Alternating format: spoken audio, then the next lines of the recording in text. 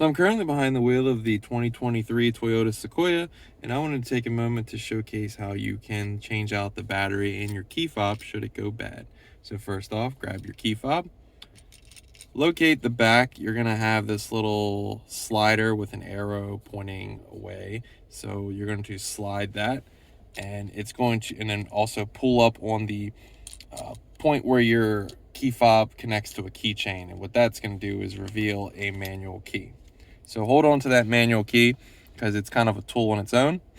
Down in the middle, you're going to see a kind of slot where the bezeled edge will kind of slide in like its own key, like so. Now put it in there and twist up or down your preference, and it will unclamshell the key fob into two pieces, as well as a circuit board in the center. So take the button side, put that down for a second, and then let the kind of circuit board fall out into your hand. And what that's going to do is reveal a Panasonic CR2450 battery.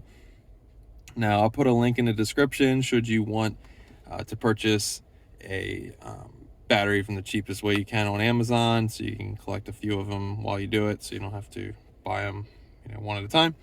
But I'll put that link in the description. The easiest way to get the battery out, you can use that same bezeled edge on this, like this side right here. Slide it on there, your finger, doesn't matter what. You can just put it right there and pop it out. I do not need to do so because it's a fresh battery. I just wanted to showcase how you could do it should you need to.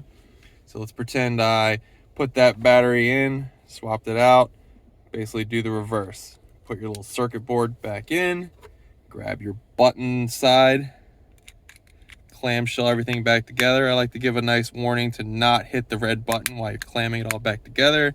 You might scare yourself or your neighbors.